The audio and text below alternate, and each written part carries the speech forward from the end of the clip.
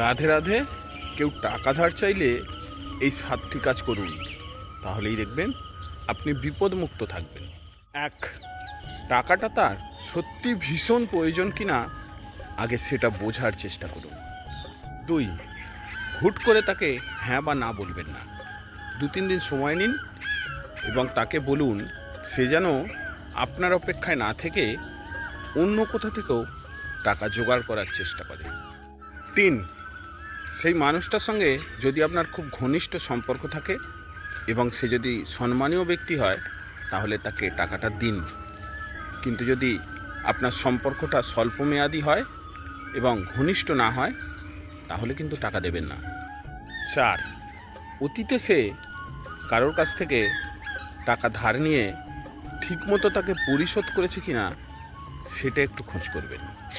5, 15-20 দিন পরে আপনার একটি কাজে লাগবে বলে আপনি কিছু টাকা জমিয়েছেন আর সে বলল আপনাকে 7-8 দিনের মধ্যে টাকাটা ফেরত দিয়ে দেবে।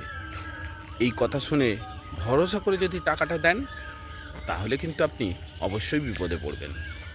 6, ধার দেওয়া টাকা আর আপনি ফেরত নাও পেতে পারেন। যাকে টাকা ধার দিচ্ছেন তার সঙ্গে সম্পর্ক খারাপ হতে পারে, এই কথাগুলো মাথায় রেখেই ধার দেবেন। 7, টাকা ধার দিলে তার প্রমাণ রাখুন, আর যদি না দিতে চান তাহলে বিনয়ের সঙ্গে না বলে দিন, যাতে সে কষ্ট না পায়। তাই বন্ধু, টাকা ধার দেওয়ার আগে এখনের বলা 7টি কথা অবশ্যই মাথায় রাখবেন। জয় শ্রীকৃষ্ণ।